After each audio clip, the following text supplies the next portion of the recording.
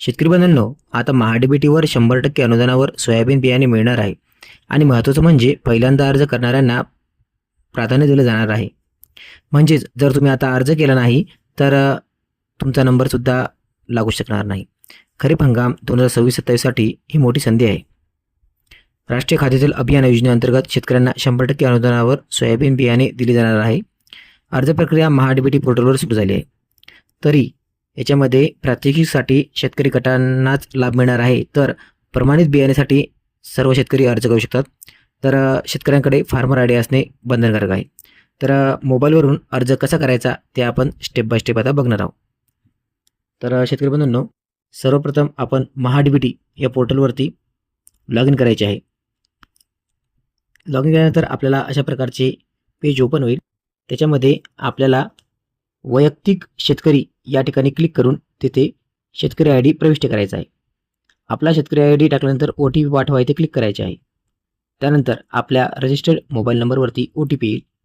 तो OTP आल्यानंतर आपल्याला OTP प्रविष्ट करा या ब्लँक ठिकाणी टाकायचा आहे. तर OTP तपासा या ठिकाणी आपल्याला क्लिक करायचे आहे. त्यानंतर अशा प्रकारचे आपण प्रोफाईल ओपन होईल. तर प्रोफाईल ओपन झाल्यानंतर आपण घटकासाठी अर्ज करा या ठिकाणी क्लिक करायचे. त्यानंतर आपल्याला अशा प्रकारचा टॅब ओपन होतो.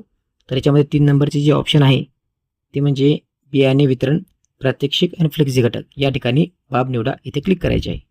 अशा प्रकारचे पेज ओपन होते.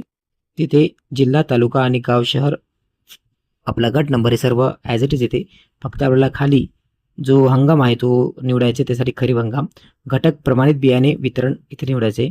पीक प्रकार गळीत धान्य आहे आणि पीक त्याच्यामध्ये सोयाबीन, कारले, तीळ, भुईमूग, सूर्यफूल, सोयाबीन म्हणजे या प्रकारचे पीक आहेत. आपण सोयाबीन निवडू.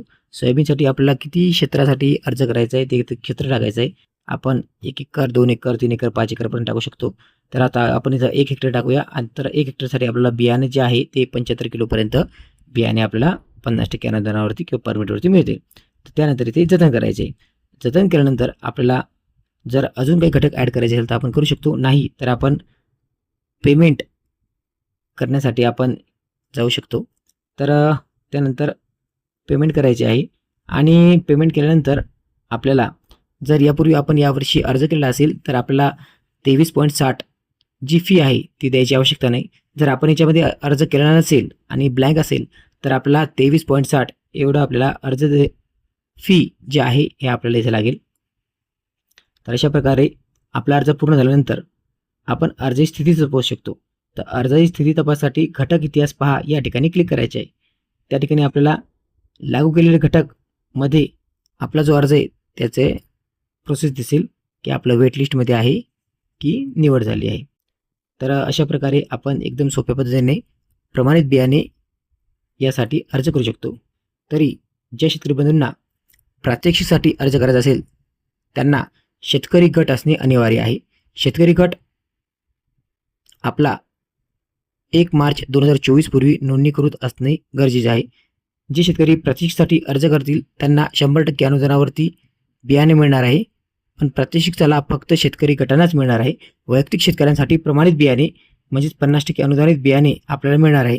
तर शेतकरी बंधूंनो, अशा प्रकारे एकदम सोप्या पद्धतीने आपण आपल्या स्वतःच्या मोबाईलवरून अर्ज करू शकतो. धन्यवाद.